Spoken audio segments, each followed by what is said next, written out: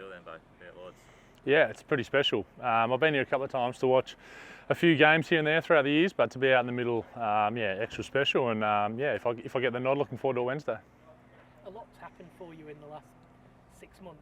Now you're here at Lords in a cusp of a world final. Have you had a chance to reflect on that period of time? Not really, I suppose. It's one thing I like doing is to keep playing and keep moving. And lucky enough to play a few games at Warwickshire before getting here to tune up, which was nice. And previously to that, we were finishing our domestic summer after the Border Gavaskar. So it feels like I've just rolled one into the other, and it's nice. I'm feeling good. Is the new wife impressed by the Birmingham honeymoon?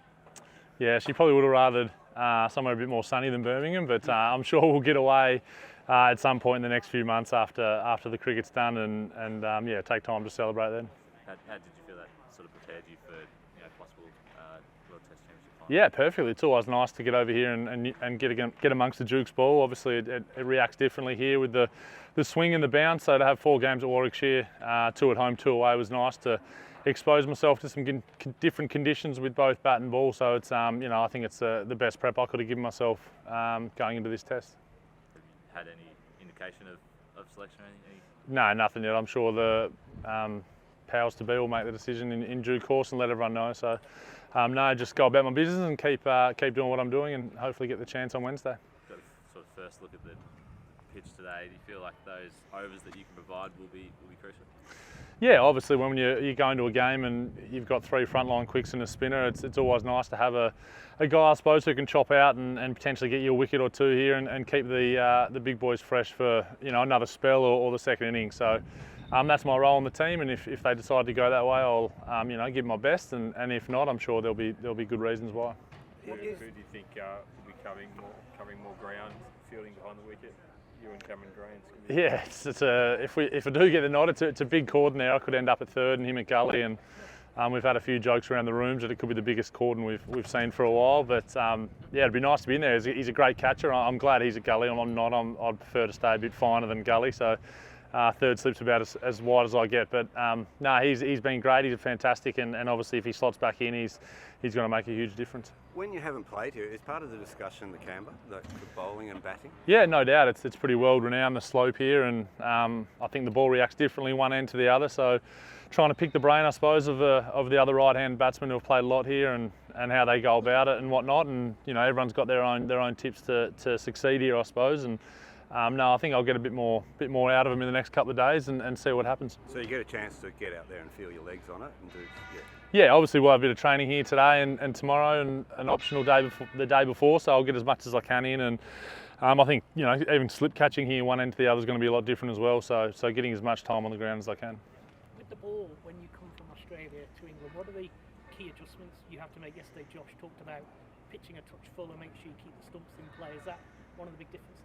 Yeah, I think I wouldn't say lack of bounce, but the less bounce compared to some of the venues back home definitely plays a part. I found it in county cricket already, the ability to be able to get forward, I suppose, to balls that you can sit on the crease or hang back to in Australia is probably one difference. And then obviously the swing with the Duke's ball, it feels like you never really get a reprieve over here in Australia. It sort of swings around for 20 or 30 overs, and batting where I do at 6, it potentially come in when it's going straight, but over here you're sort of always up against the swinging ball, which it's one reason why I keep coming over here every winter is to try and get better in these conditions, and vice versa with the ball. It always feels like there's something there with the ball at any stage in the game, which is nice. Well, just South Africa said they're the underdogs for this test match. Does the Aussies feel that they're the favourites going into that talk condition? Oh, we haven't really talked into that. I suppose when you look at the guys in our dressing room and what they've accomplished, not just in this World Test cycle, but obviously in their careers, it's pretty amazing. And the cattle we've got in our dressing room, I'm sure everyone's going in very confident into this test. Has got a very good record at Lords, as both individually with a few of our players and as a collective, the record here at Lords is good. So everyone's going in with a lot of confidence on Wednesday. Well, obviously, Cameron Green not bowling at the moment, but the fact that his time in Australia more recently, he's batted up the order number 4 and possibly even further up in this test. Long term, do you think that you can both play in the same Australian 11?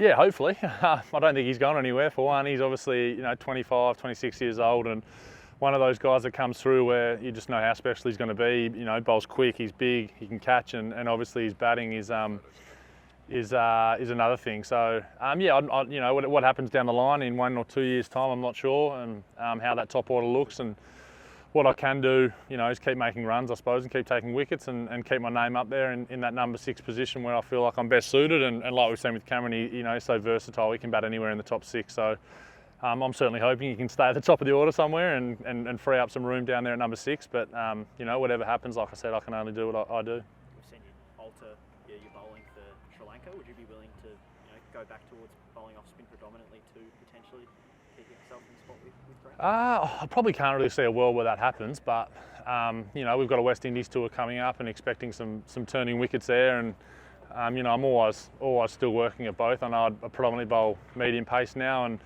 you know, in the nets and in a game, it's a lot about loads these days and trying to get overs into the legs. And you know, when I do get a chance to bowl off spin, I still roll the arm over, and if the conditions suit, like we saw in Sri Lanka, where some off spin was probably more handy than medium pace, and I'm happy to do whatever I can to contribute to the team. And yeah, I suppose it's a little bit of a luxury when it gets flat. I can, you know, put the feet up and roll the fingers on a couple, which I'm sure some of the other quicks would love to do. But no, it's a nice skill to have, I suppose, and you know, one that I hope I can contribute to keep doing.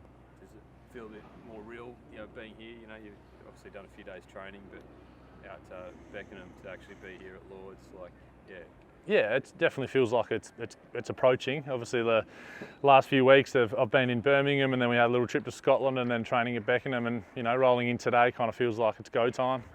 You know, training here for the next 3 days before Wednesday, and yeah, it does feel real. It feels like, you know, I can't wait to see this place packed out, and with the atmosphere it provides and everything that goes along with playing at Lords, I'm really looking forward to the week.